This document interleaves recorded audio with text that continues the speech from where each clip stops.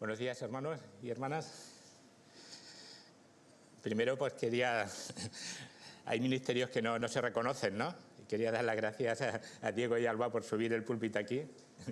La verdad es que hoy casi se juegan una torcedura de tobillo o algo así, ¿no? Casi un traspiés, ¿no?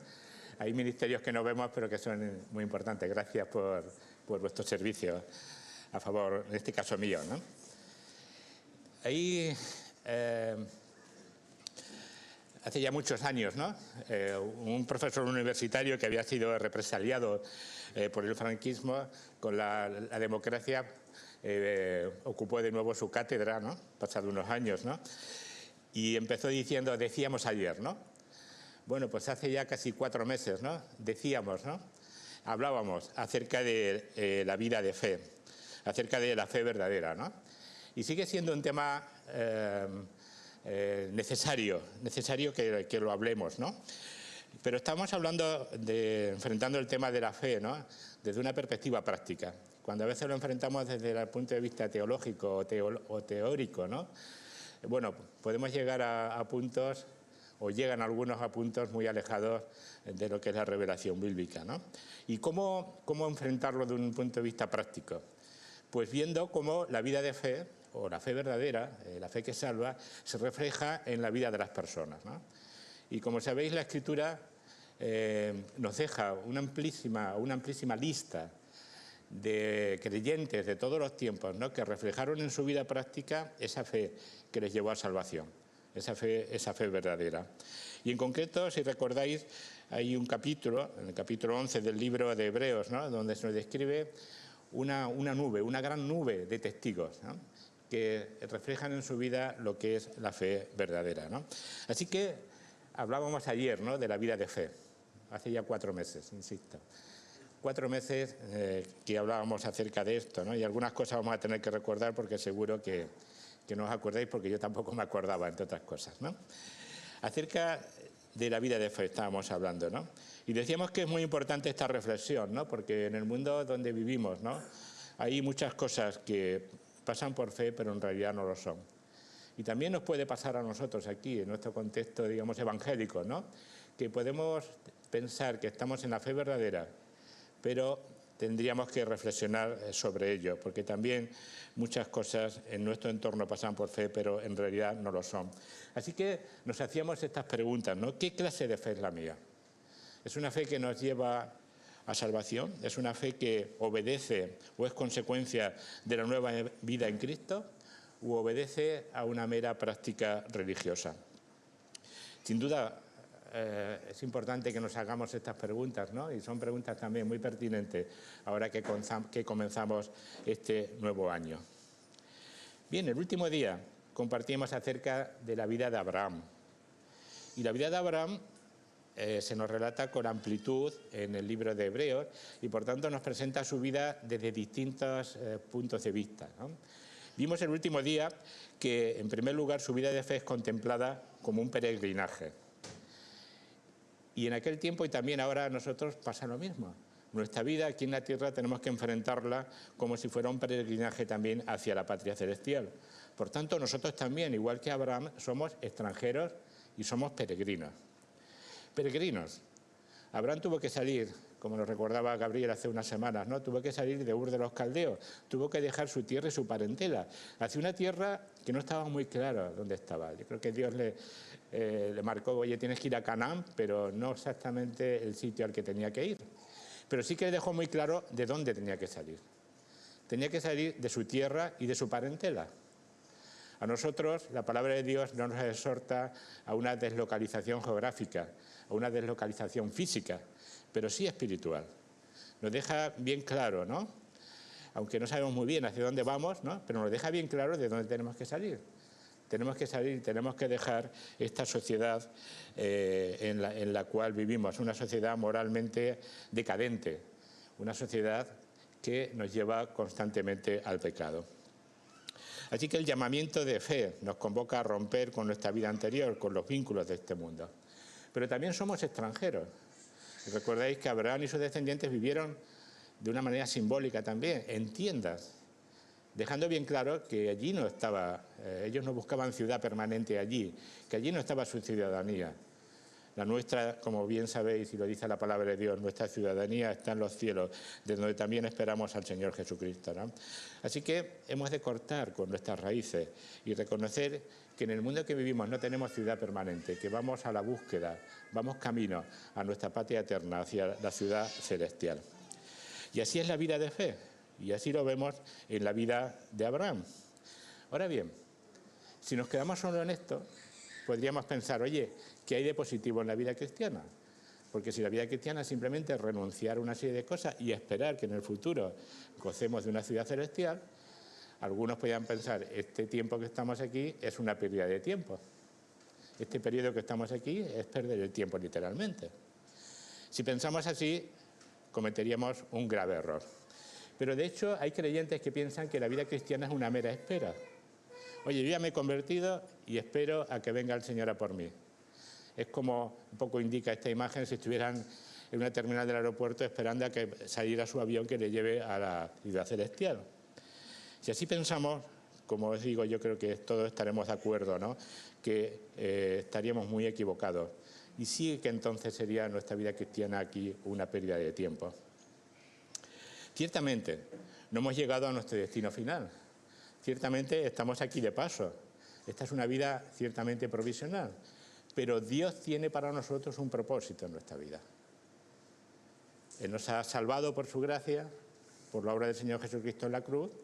Desde luego que vamos camino de la ciudad celestial, allí está nuestro futuro, allí está nuestra patria, allí está nuestra ciudadanía, pero mientras que estamos aquí tenemos un propósito que hacer en nuestra vida. ¿Cuál fue el propósito fundamental que Dios tenía para la vida de Abraham después de que su fe le fuera contada por justicia? Pues quizás, simplificando mucho, la cuestión iba de tener un hijo. Es más complejo que eso, ¿no? Pero al final lo que se trataba es de tener un hijo. Dios le había prometido que un hijo le heredaría. Dios le había prometido que esa tierra que él le daba o que le iba a dar era para él y su descendencia para siempre. Sin embargo, pasaban los años y el hijo no veía. El hijo no venía, perdón. El propósito de Dios para Abraham era que tuviera un hijo. Pero no un hijo con una mujer cualquiera, porque si no le hubiera valido Ismael, ¿no? Tenía que ser un hijo con Sara, quien era su esposa. Pero eso era humanamente imposible. Sabemos por la Escritura, ¿no?, que había un doble obstáculo humanamente insalvable. La primera promesa de un hijo se la da Dios a Abraham, cuando todavía se llamaba Abraham, cuando tenía 75 años. Pasan 25 años y esa promesa de Dios no se cumple. Y cuando tiene 99, le ocurre a 3 varones aparecer por allí y decirle a Abraham, oye, dentro de un año, cuando el tiempo de la vida se cumpla, vas a tener un hijo. Y un hijo con Sara. Eran viejos ya. Y nos dice también la Escritura que a Sara le había cesado la costumbre de las mujeres, de una manera muy elegante, ¿no? Lo dice esta cuestión, ¿no? Así que había un primer obstáculo humanamente insalvable. Pero es que había otro segundo obstáculo. Sara era estéril. Sara tenía 90 años, pero es que además era estéril. Un doble obstáculo humanamente insalvable. Pero el varón de Dios, ante la risa de Sara, le dice, ¿hay para Dios alguna cosa difícil? Este es el título de la predicación de esta mañana. Hasta aquí un poco de introducción, ¿no? ¿Hay para Dios alguna cosa difícil? Y qué importante es que respondamos a esta pregunta, sobre todo hoy, primer domingo del año, ¿no? Se han hecho referencias al incierto futuro que nos aguarda, ¿no? A los nubarrones que aparecen en el horizonte de este año, ¿no? ¿Hay para Dios alguna cosa difícil? Y va a estar basada, como veis, esta predicación en Hebreos 11:11, un solo versículo que nos habla de la fe de Sara. Cuando hablamos de la fe de Abraham nos extendemos, pero mi criterio, vamos a dejarlo así, es tan importante la fe de Sara como la fe de Abraham, ¿no? Y muchas veces lo pasamos por alto, ¿no? Y actuamos no solo injustamente con esta mujer, ¿no? Sino que perdemos grandes verdades o evitamos aprender grandes verdades acerca de lo que es la vida de fe. La vida de fe de esta mujer nos va a enseñar cómo debemos de enfrentar las tribulaciones y adversidades de la vida. Y veremos cómo Dios obra sus propósitos, no a pesar de las circunstancias que pasan en nuestras vidas, sino precisamente a través de esas circunstancias. Ampliaremos esto un poquito más adelante. Pero vamos a ver ya lo que dice la palabra de Dios acerca de esta mujer. Hebreos 11:11 nos dice así. Dice, por la fe también la misma Sara, siendo estéril, recibió fuerza para concebir y dio a luz aún fuera del tiempo de la edad porque creyó que era fiel quien lo había prometido. En este versículo nos dice tres cosas muy importantes acerca de Sara. En primer lugar, que era estéril. Lo deja bien claro de entrada, ¿no? Vaya comienzo, ¿no? A continuación dice, bueno, por la fe concibió y dio a luz un hijo. Y eso fue porque creyó que era fiel quien lo había prometido. Tres cosas, tres puntos que nos van a enseñar mucho acerca de lo que es la vida de fe reflejada en la vida de esta mujer, de esta sierva de Dios, Sara. Bueno, en primer lugar, Sara era estéril. Como hemos visto, Dios había prometido a Abraham que su descendencia sería tan extensa, tan innumerable como las estrellas del cielo o la arena del mar. Pero lo cierto es que tenía 99 años y ese hijo no venía. Solamente a su alrededor había vejez y había esterilidad. Sara, su mujer, ya tenía 90 años y no podía tener hijos, como hemos visto anteriormente. Con razón Sara se rió, ¿no?, cuando escuchó la promesa del varón de Dios. Cualquiera de nosotros nos hubiéramos reído en esa circunstancia, ¿no?, porque pensaríamos que nos estaba literalmente tomando el pelo, ¿no? Como siendo estéril con 90 años, después de que se haya cesado ya la costumbre de las mujeres, voy a ser madre. Era algo humanamente imposible. Sin duda, tuvo que ser para Sara muy duro, como para cualquier mujer u hombre, aceptar su esterilidad, y mucho más en la sociedad de aquel tiempo. Yo creo que particularmente la esterilidad es difícil de aceptar, porque yo creo que todos vemos como natural la posibilidad de ser madres o de engendrar vida, o ser padres. Es algo natural, es algo consustancial a nuestra naturaleza. Pero cuando un hombre o una mujer comprueban que no pueden ser padres, la primera reacción, desde luego, yo creo que es de sorpresa, ¿no? En segundo lugar, desconcierto. La sorpresa inicial da lugar al desconcierto y finalmente ese desconcierto da lugar a frustración. Porque algo tan natural, yo no puedo hacerlo. Nos dicen los psicólogos, ¿no?, que esas frustraciones dan lugar a sentimientos muy diversos, ¿no? Sentimientos que pueden ser de culpa o de baja autoestima, o sentimientos de inferioridad, o de ansiedad, o de rasgos depresivos, o estar en un continuo tobogán, ¿no?, o montaña rusa de emociones en la vida de un hombre o una mujer que tengan ese problema de infertilidad. Sin duda, tuvo que ser muy duro para Sara aceptar una anomalía tan importante en su vida. Pero si leemos lo que la Escritura nos dice acerca de Sara, y hay bastantes pasajes que nos hablan de esta mujer, de ninguna manera nos transmiten la imagen de una mujer que estuviera amargada, de que estuviera resentida, de que estuviera desconcertada o frustrada. No vemos ningún rasgo de estas cosas en los relatos que se nos hacen de la vida de Sara. ¿Cuál fue el secreto de Sara para mantenerse fiel sufriendo una adversidad tan importante en su vida?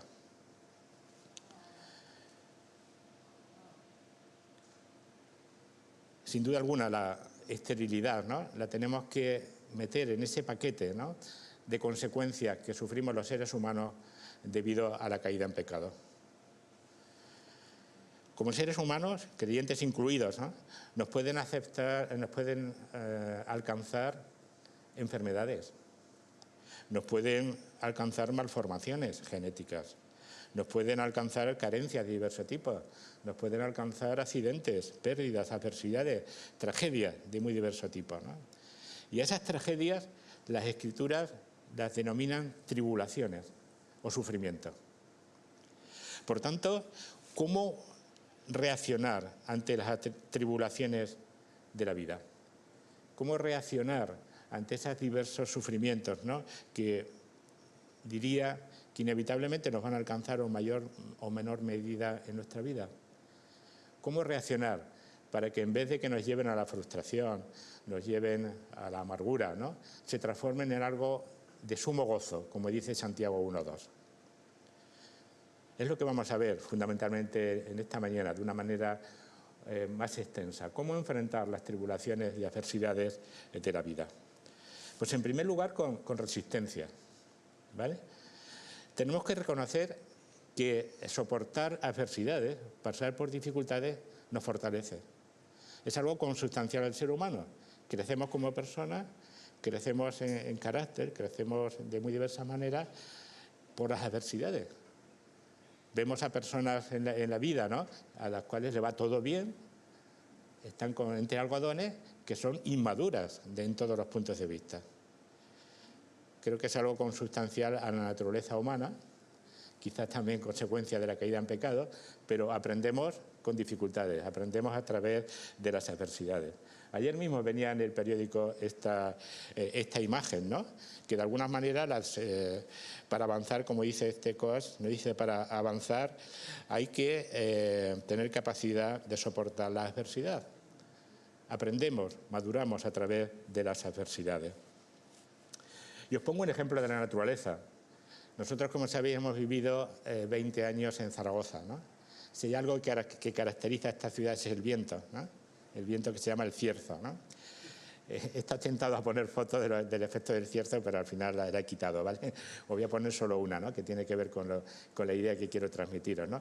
Pero es cierto que allí el viento es fortísimo, ¿no? Dicen los meteorólogos que prácticamente sopla 6 meses al año. Normalmente es de carácter frío. Es un viento del noroeste, por tanto frío, ¿no?, y que a veces o frecuentemente supera los 100 kilómetros por hora.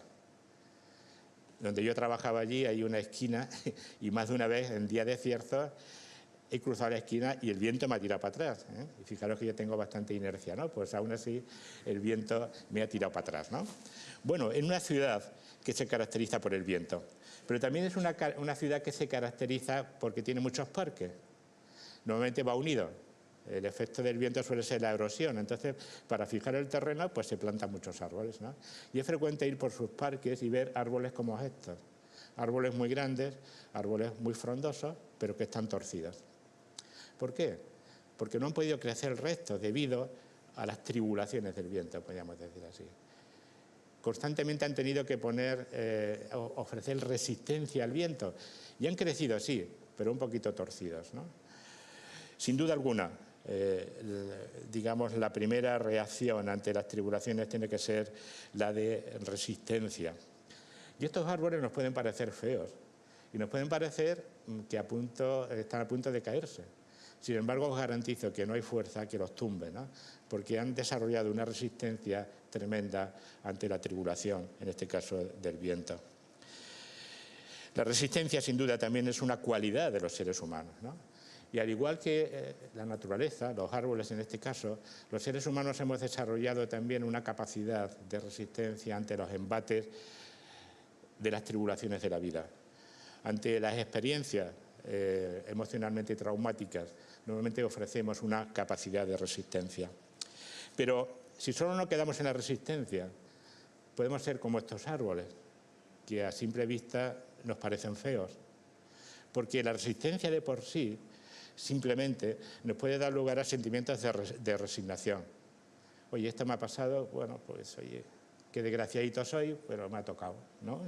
O sentimientos también de fatalismo. Oye, me tenía que tocar. El virus está aquí, pero oye, yo tengo tan mala suerte pues, que seguro que me tocaba, ¿no? Que me tenía que tocar, ¿no? O es el destino, dicen otros, ¿no? O también sentimientos de nihilismo. Y oye, esto que me pasa es tan absurdo que lo que pone de manifiesto es la absurda que es la vida, ¿no? O lo que es mucho peor todavía, sentimientos de amargura. De decir, oye, esto me ha pasado por culpa de Dios. Dios es el responsable de mi dolor. Sin duda alguna, si tenemos esos sentimientos en nuestra vida, seremos feos, si me permitís la expresión, ¿no?, a la vista. Desde luego, la Escritura nos enseña la importancia de resistir y de fortalecernos ante las adversidades de la vida. Pero en la cosmovisión cristiana de la vida no solo está la resistencia, sino que esa actitud de resistencia está complementada por otras dos actitudes importantísimas.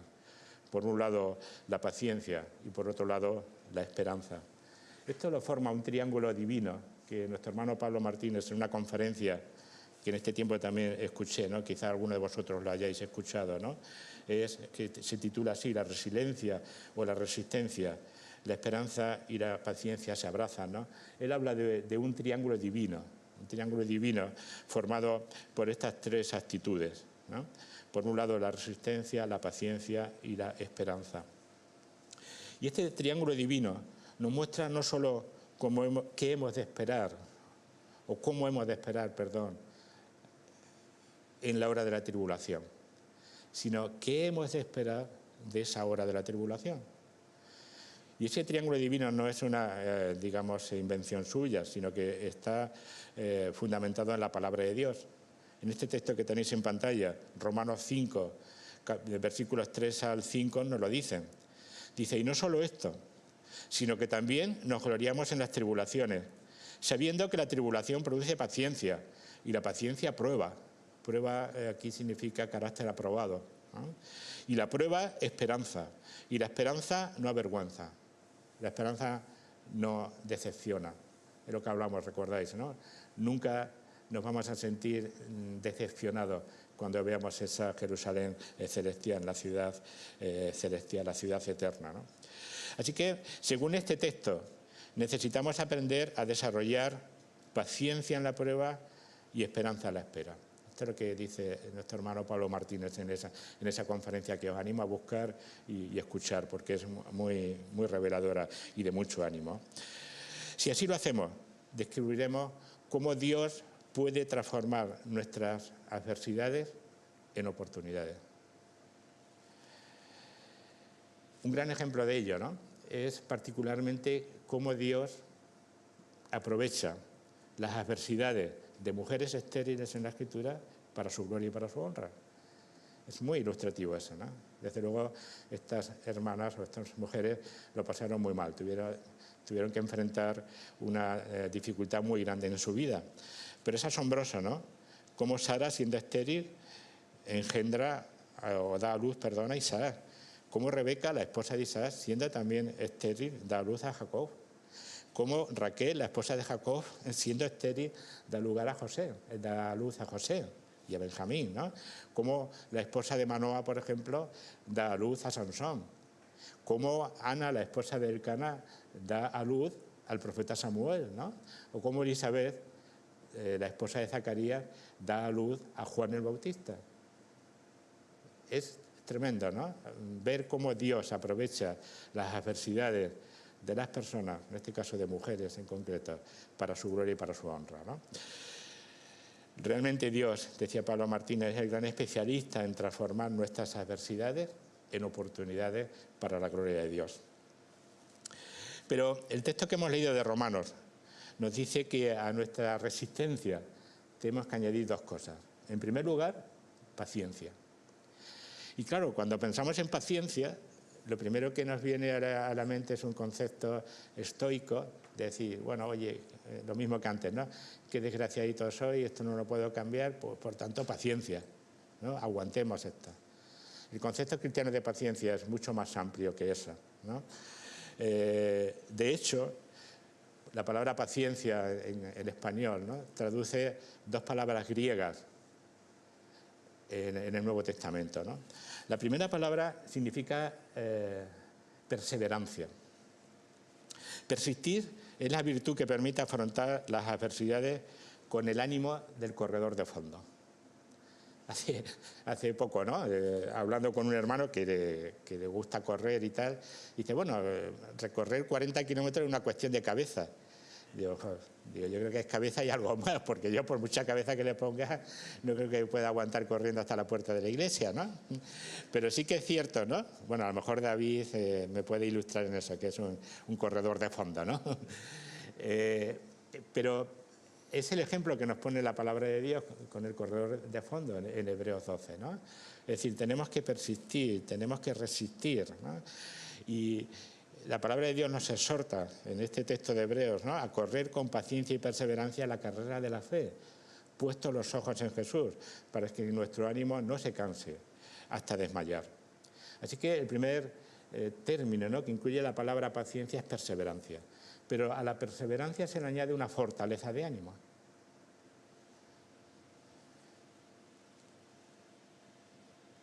La paciencia cristiana, ¿no?, es mucho más que resistir, porque alude también a una actitud activa y positiva, a una actitud que se aleja de la resignación, de un conformismo, ¿no?, que nace de la impotencia y que nos lleva al fatalismo. Al fatalismo es de decir, bueno, ¿qué le vamos a hacer, no? Me ha tocado, pues paciencia, ¿no?, a soportarlo. No. El concepto cristiano, el concepto bíblico de paciencia, desde luego, es una paciencia que no se resigna, ¿no?, que no dimite, sino que lucha, que no se arruga, ¿no?, sino que se afirma ante la adversidad, que se fortalece ante la adversidad, ¿no?, que de ningún modo es pasiva, ¿no?, sino que busca respuestas, sobre todo la palabra de Dios, ¿no?, a esas circunstancias que tenemos que enfrentar en nuestra vida. Y según la Biblia, ¿no?, el fruto de esa paciencia, el fruto que el Espíritu Santo produce en nuestras vidas con esa paciencia es contentamiento. Y ese es el sentimiento que el apóstol Pablo nos escribe en Filipenses capítulo 4, versículos 11 al 13. Dice, no lo digo porque tenga escasez, pues he aprendido a contentarme, cualquiera que sea mi situación. Sé vivir humildemente y sé tener abundancia. En todo y por todo estoy enseñado, así para estar saciado como para tener hambre, así para tener abundancia como para padecer necesidad. Todo lo puedo en Cristo que me fortalece. Debemos recordar que Pablo no está escribiendo estas cartas en un contexto de confort, en un contexto de buena vida, podríamos decir. No, él está encarcelado, probablemente en una prisión nada agradable. Si vais a Roma indican ahí un sitio, una especie de olla allí donde estaban metidos, ¿no? Dicen Pedro y Pablo, bueno, Pablo a lo mejor, Pedro no lo creo, pero bueno, desde luego no era una prisión confortable, ¿no? Y además corría riesgo su vida, ¿no? Estaba sentenciado a muerte. Y en ese contexto tan crítico es capaz de escribir unas palabras como estas, ¿no?, que nos transmiten fortaleza en medio de una situación de prueba. Con toda seguridad, el contentamiento de Pablo es la absoluta convicción, ¿no?, de que Dios va a cumplir sus propósitos, no a pesar de las circunstancias, no a pesar de las tribulaciones por las que estaba sufriendo, sino por medio de ellas. Él, por ejemplo, reconoce que ir a Roma iba preso, ¿no?, iba en condiciones malas, sufrió naufragios, ¿no?, pero era la voluntad de Dios, ¿no?, que acabar allí para anunciar el Evangelio, ¿no? Así que lo que nos sostenía a Pablo y también nos puede sostener a nosotros, insisto, es esa profunda convicción de que Dios cumple sus propósitos en nuestra vida, ¿no? No solo por medio de las tribulaciones, sino a través de esas circunstancias que tenemos que atravesar en nuestra vida. Dios obra sus propósitos en nuestras vidas, no a pesar de las circunstancias, sino a través de ellas.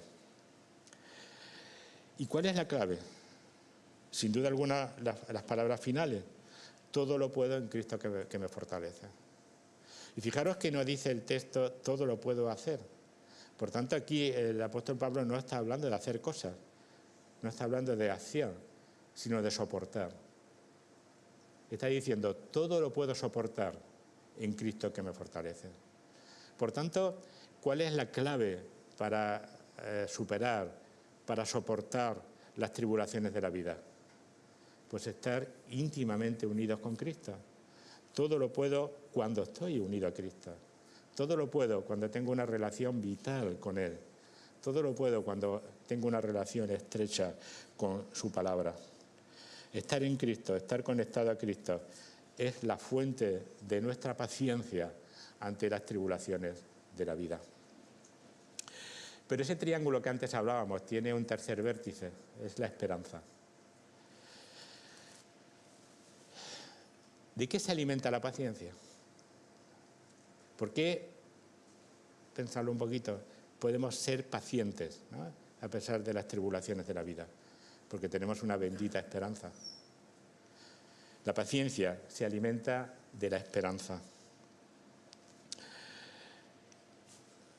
Un teólogo suizo, Emil Brunner, dijo algo así, dijo esto, ¿no? La esperanza le es a la vida lo que al oxígeno a los pulmones. Necesitamos oxígeno para nuestra vida, para respirar, ¿no? Y sin ello moriríamos, ¿no? Pues bien, para la vida cristiana la esperanza es como este oxígeno para nuestros pulmones. Ahora, la pregunta clave para nosotros en esta mañana también es: ¿qué espera mi esperanza? ¿Qué estamos esperando? Nos hacíamos una pregunta al principio, ¿no? ¿Qué clase de fe es la mía? ¿Es una fe que obedece a la nueva vida en Cristo o es simplemente práctica religiosa? ¿Cuál es nuestra esperanza? Sin duda alguna, nuestra esperanza tiene una componente presente y una componente futura. Estamos viviendo aquí. Somos peregrinos, vamos hacia un sitio futuro, pero en primer lugar estamos aquí. Y yo creo que todos tenemos la esperanza de que este año nos vaya bien, de que la enfermedad no nos alcance, de que tengamos trabajo, de que tengamos salud, ¿no? Pero si somos sinceros, no tenemos certeza plena de que eso vaya a ser así. No es ser derrotista, es ser, creo, realista, ¿no? Hemos cantado, o leído el Salmo 103 al inicio, ¿no? Desde luego las cosas a nosotros como creyentes no nos suceden lo mismo que a las personas que no lo son. Estamos en manos y bajo el control de Dios Todopoderoso. Pero lo cierto es que también las tribulaciones de la vida, las enfermedades, las distintas adversidades pueden tocar a nuestra vida. Por tanto, si nuestra esperanza solamente está anclada aquí en el presente, es fácil que acabemos en la frustración. Por tanto, nuestra esperanza tiene que tener una componente futura. Nuestra esperanza tiene que remontarse hacia la eternidad. La esperanza cristiana tiene que remontarse hacia la eternidad. Y esto es lo que nos dice Santiago, capítulo 5, de los versículos 7 al 8. Dice: por tanto, hermanos, tened paciencia hasta la venida del Señor. Mirad cómo el labrador espera el precioso fruto de la tierra, aguardando con paciencia hasta que reciba la lluvia temprana y la tardía. Tened también vosotros paciencia y afirmad vuestros corazones, porque la venida del Señor se acerca. La esperanza cristiana tiene que vislumbrar destellos de la eternidad. Y no es casual, ¿no?, que aquí Santiago, ¿no?, al hablar por 3 veces de la paciencia, cite por 2 veces la venida del Señor Jesús, ¿no? Nuestra paciencia se fortalece cuando se vislumbra la gloria de nuestra eternidad o de la eternidad con Cristo. Nuestro contentamiento se renueva y la tribulación nos puede parecer ya leve y momentánea, ¿no?, cuando pensamos o consideramos el supremo bien de la vida eterna con Cristo. Si lo pensamos bien, ¿no?, yo creo que todos anhelamos y deseamos tener salud, tener trabajo, tener otras cosas, ¿no? No voy a decir la tercera, ¿no? Todo eso, sin duda alguna, es bueno, ¿no? Pero el supremo bien para nosotros, para todos los seres humanos, no es el presente. El supremo bien para todos nosotros es la vida eterna, es la salud espiritual, es la esperanza de estar por toda nuestra eternidad junto con el Señor Jesucristo. Nuestra esperanza es Cristo. Nuestra esperanza, sin duda alguna, hermanos, es inseparable de Cristo. Lo que Cristo hizo un día en la cruz del Calvario, expiando nuestros pecados y resucitando para nuestra justificación, es lo que nos da seguridad eterna, es lo que nos da capacidad de resistencia final ante las tribulaciones. Y los santos del Antiguo Testamento, aunque no tenían una revelación, por supuesto, tan amplia de la obra de Cristo o la obra de Dios en Cristo a nuestro favor, se sostenían con lo mismo. Y nos dice Hebreos 11:13, ¿no? Dice: conforme a la fe murieron todos estos, Abraham, Sara, Enós, Noé, Abel, todos los que cita anteriormente, ¿no?, en ese capítulo, ¿no? Dice: conforme a la fe murieron todos estos, sin haber recibido lo prometido, sino mirándolo de lejos y creyéndolo y saludándolo y confesando que eran extranjeros y peregrinos sobre la tierra. Sara tuvo que soportar durante 90 años de su vida la carga de una tribulación tan trágica como la esterilidad. ¿Qué fue lo que le libró de la amargura, la frustración o el resentimiento? Sin duda alguna, ese triángulo divino que antes hablábamos, ¿no? De resistencia, paciencia y esperanza. Nos quedan 2 puntos, ¿no? Los vamos a tratar muy rápidamente, no os preocupéis, no os inquietéis, ¿no? Con la mascarilla no veo vuestras reacciones, pero así que confío en que no sean de decepción, ¿no? Bien, Sara concibió y dio a luz un hijo, nos dice a continuación, ¿no? El texto de Hebreos prosigue diciéndonos que por la fe Sara recibió fuerza para concebir y dio a luz aún fuera del tiempo de la edad. Era humanamente imposible que Sara pudiera quedarse embarazada. Era humanamente imposible que pudiera tener un hijo. ¿Pero hay para Dios alguna cosa difícil? Nos podemos preguntar, oye, Sara concibió por la fuerza. ¿A qué fuerza se refiere aquí la palabra de Dios? ¿Es acaso esa fuerza de la guerra de las galaxias, ¿no?, que aparece en positivo y en negativo? Ni mucho menos, ¿no? La palabra aquí utilizada o traducida por fuerza es la misma que traduce Lucas, ¿no?, en Lucas 1:35, cuando habla del poder del Altísimo. Siempre que aparece en el Nuevo Testamento la palabra fuerza, en un contexto parecido, ¿no?, se refiere a poder de Dios, a poder del Altísimo, ¿no? Y como decía, en un contexto parecido, ¿no?, cuando el ángel anuncia a María que iba a concebir, le dice: el Espíritu Santo vendrá sobre ti y el poder del Altísimo te cubrirá con su sombra, por lo cual también el santo ser que nacerá será llamado Hijo de Dios. Así que Sara concibe por el poder del Altísimo, por el poder de Dios, porque para Dios no hay ninguna cosa difícil. Y por último, Sara creyó que era fiel. Tercer punto es que Sara creyó que era fiel quien lo había prometido. La última parte del versículo 11 nos dice que la fe de Sara estaba basada en aquel que era fiel para cumplir todo lo que había prometido. Sara fue sin duda una mujer de fe, ¿no? Pero si analizamos su vida, ¿cuál sería nuestra respuesta ante la pregunta: ¿la vida de Sara qué refleja, fe o incredulidad? Yo creo que las 2 cosas, ¿no? Porque la vida de Sara nos habla de fe y de incredulidad, pero lo mismo que la nuestra. Si alguien nos preguntara qué refleja tu vida, pues hay mezcla de fe y de incredulidad. Incredulidad porque, oye, es que era realmente imposible que Sara tuviera un hijo, que pudiera concebir. Y a veces hay incredulidad en nosotros porque las promesas de Dios nos hablan de cosas que humanamente son inconseguibles, ¿no? Así que a veces también nosotros tenemos mezcla de incredulidad en nuestra vida, ¿no? Pero la risa de Sara también nos habla de fe.